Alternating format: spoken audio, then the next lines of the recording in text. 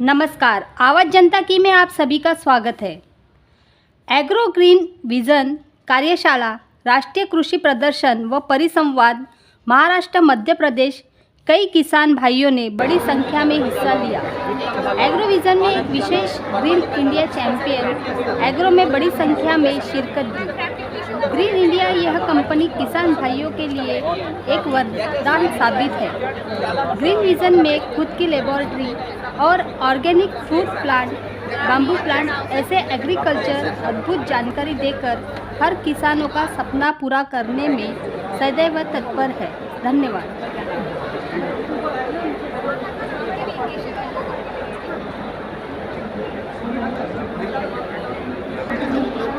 Sir, ये आज जो नागपुर शहर में एक कृषि मेला, इस हिसाब से आपने जो ग्रीन इंडिया विज़न के हिसाब से जो पेड़ पौधे जो है, हरियाली है, ये आप लोग जो महाराष्ट्र से नहीं, तमाम एमपी से जो लोग आए हैं, इनको आप जो बताने चाह रहे हो कि किस ढंग से प्लांट्स लगाना चाहिए, किस ढंग से प्लांट का ग्रोथ होना चाहिए, आपके पास जो जानकारी है साझा कीजिए। जी, सबसे पहले मैं आपको मेरा परिचय देना चाहूँगा।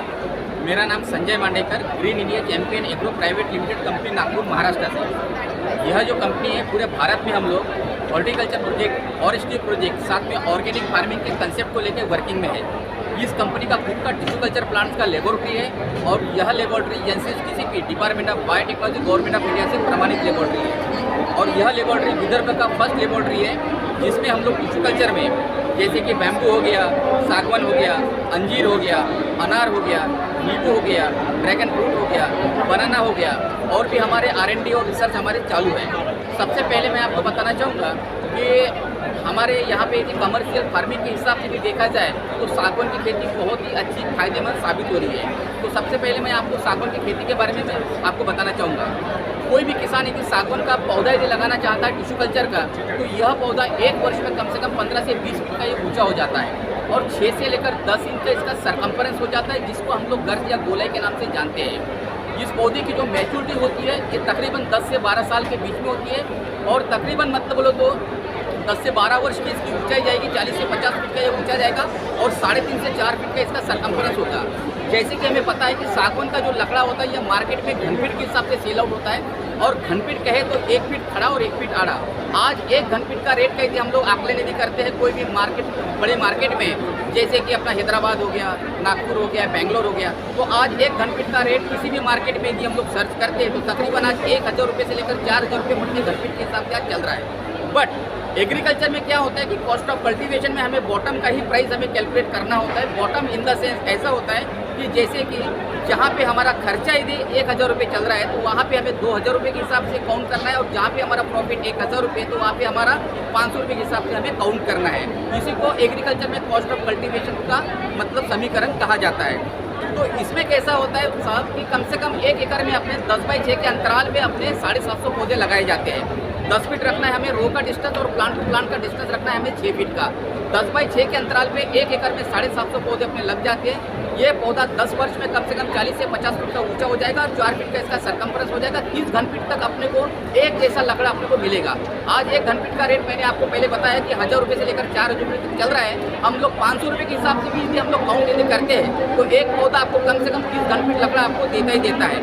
500 गुनीला यदि 30 यदि करें तो 15000 रुपये का एक पौधा, 15000 गुनीला यदि हम लोग 750 यदि करें तो 70 लाख, 80 लाख, 90 लाख रुपये का रेवेन्यू हमें मिल सकता है। तो जैसे कि आपको पता होता है कि सागवान की जो खेती होती है आज मतलब इतनी डिमांडिंग फार्मिंग चल रही है। मैं आपको ही मैं पूछना चाहूँगा कि जितने भी मतलब तो आज बिजनेस कम्युनिटी की हम लोग बात करते हैं, डॉक्टर कम्युनिटी हो गया, बिल्डर कम्युनिटी हो गया, उसके बाद में आर्किटेक्चर कम्युनिटी हो गया, ये सभी लोग अपनी नेचर की खूबसूरती देखने के लिए बड़े बड़े रिसोर्ट में जाते हैं और एक दिन का कम से कम 1000 रुपया मतलब तो खर्चा करते हैं। आप कल्पना भर कीजिए कि आपके खेत में यदि 1000 सागवान के पौधे लगे हुए हैं और वो 50 फीट के ऊंचे यदि है और 2 पौधों के बीच में यदि आप 1 गिलास पानी भी यदि पीते हैं तो वहाँ का फील और वहाँ का टच, वहाँ का इंजॉय कैसा रहेगा जो हम लोग शब्दों में बयान नहीं कर पाएंगे।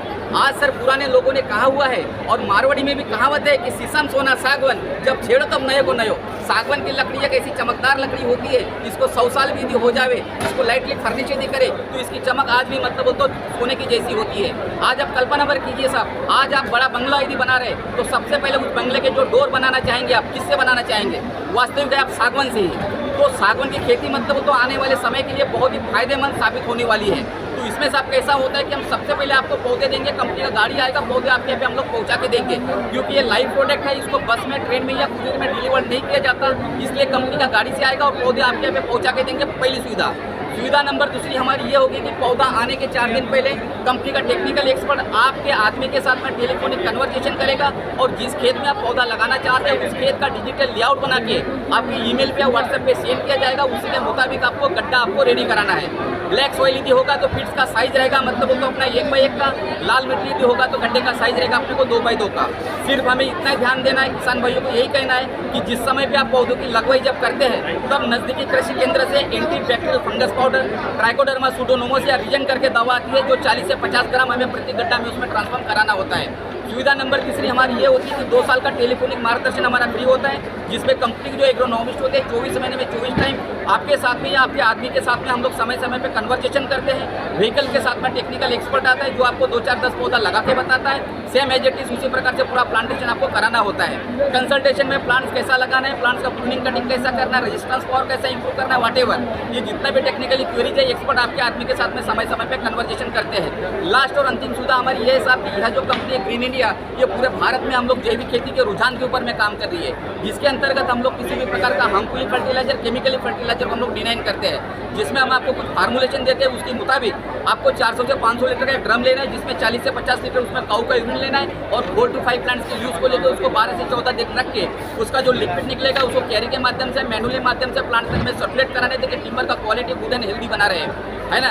तो आज ये जो कंपनी का मतलब तो मेन हमारा जो मोटा है कि मतलब हम टिश्यू कल्चर पौधों के माध्यम से हम लोग किसानों के दिल में हम लोग जाना चाहते हैं। टिश्यू कल्चर में क्या होता है साहब कि टिश्यू कल्चर एक साइंटिफिकली एक विधि है। जैसे मैं आपको ये बताना चाहूँगा कि ये पौधा भी बोतल के अंदर पैक है, इसमें ना तो कोई वाटर है ना तो कोई ऑक्सीजन है, लेकिन फिर भी ये जिंदा है। टिश्यू कल्चर पौधा मतलब तो इसमें आपको सिमिलरिटी मिलेगा। इस पौधों को बनाने के लिए कम से कम 6 से 7 महीने का साइकिल टाइम होता है एक पौधों को बनाने के लिए। इसमें इतने महंगे हार्मोन्स, केमिकल्स इसमें यूज किए जाते हैं कि शब्दों में मैं आपको बयान नहीं कर सकता। आप टिश्यू कल्चर का प्लांटेशन करेंगे तो हर पौधों में आपको सिमिलरिटी दिखेंगी। हर पौधे का रंग एक जैसा रहेगा, फल एक जैसा रहेगा, स्टेम एक जैसा रहेगा, गुणवत्ता एक जैसी रहेगी। मतलब कहने का मतलब एक ही है कि मतलब जैसी माँ रहेगी वैसे उसके बेबीज रहेंगे। मेरा आज आपसे सभी लोगों से मेरा एक बार निवेदन है कि आप एक बार टिश्यू कल्चर टेक्नोलॉजी को आप अपनाइए और ज़्यादा से ज़्यादा संपर्क यदि आपको और करना है तो आप कंपनी के वेबसाइट में जाइए www.greenindiachampionagro.com। सर एक बात, अभी पूरे महाराष्ट्र में मौसम के वजह से कई किसानों की खेत बह गई है, नुकसान हुआ है। अब वो लोग बोलते हैं कि हम लोग तो अभी मरना है। ऐसी में आपका जो प्लांट है जो ऑक्सीजन उनको मिल जाता है, उनकी लाइफ सेटल हो जाती है। देखिए सर कैसा होता है कि जितना भी हम लोग ट्रेडिशनल फार्मिंग करते हैं, जैसा कपास है, सोयाबीन है, चना है, ये खेती में तो आपको प्रॉब्लम तो आपको झेलना पड़ेगा। अभी बीच में आपको मूसा करके एक साइक्लोन आ गया, उसमें कैसा होता है कि मतलब वेदर में इतना कॉम्प्लिकेटेड सिचुएशन तैयार हो गया कि बहुत सारे लोगों का कपास में प्रॉब्लम आ गया, सोयाबीन में प्रॉब्लम आ गया। लेकिन हॉर्टिकल्चर फॉरेस्ट्री में क्या होता है कि इसमें आपको फ्रूट्स का मतलब आपको यील्ड आपको लेना है, तो इसमें ये सब चैलेंजेस आपको नहीं रहेगा। और गवर्नमेंट ऑफ इंडिया भी मतलब तो एनएचबी के माध्यम से, नेशनल हॉर्टिकल्चर बोर्ड के माध्यम से गवर्नमेंट ऑफ इंडिया भी इसको ज़्यादा प्रमोट कर रही है कि आपने मतलब तो अपने खेत में फल की खेती करना चाहिए, आधुनिक खेती आपने करना चाहिए, ट्रेडिशनल फार्मिंग को थोड़ा थोड़ा आप इसमें कम कीजिए। मैं ये नहीं कहना चाहूँगा कि आप 100% कॉटन लगाने छोड़ दीजिए, मैं ये नहीं कहूँगा कि आप 100% आप सोयाबीन लगाना बंद कर दीजिए, लेकिन मेरा कहना एक है कि 10 एकड़ में जहाँ पे आप कपास लगा रहे हैं तो 1 एकड़ में आप थोड़ा सा नया तो कीजिए। आज आप नया करेंगे तो आपके आने वाली जो जनरेशन है वो नया करेंगे। लेकिन हमारे यहाँ पे कैसा होता है साहब कि मोब मेंटेलिटी का लोग है, एक आदमी ने बैंगन लगा दिया, 200 रुपये किलो बैंगन चला गया तो पूरा गाँव का गाँव मतलब तो बैंगन लगाता है। खेती ऐसी कीजिए इनोवेटिव के हिसाब से, जो लोगों ने नहीं किया है वो आप कीजिए। आप जनता को क्या आह्वान करोगे? मेरा जनता से यही आह्वान है, जनता को मैसेज दो कि कैसा आपके जो इसको जुड़ना चाहेगा। मेरा जनता से यही आह्वान है कि आप सबसे पहले कैसा था टिश्यू कल्चर टेक्नोलॉजी क्या है, इस समीकरण को आप समझिए और इसके क्या फायदे हैं और गवर्नमेंट में आपकी इसमें किस प्रकार से आपकी मदद कर रही है बहुत सारी स्कीमें चल रही है, बहुत सारी योजनाएं चल रही है, लेकिन क्या होता है कि हमारे किसान भाइयों को जो प्लेटफॉर्म मिलना चाहिए वो प्लेटफॉर्म पूरी तरीके से मिल नहीं पा रहा है।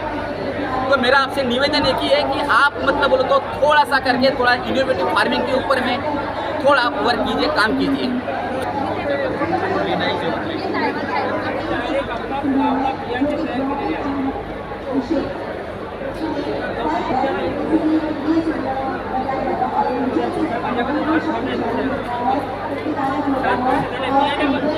Gracias.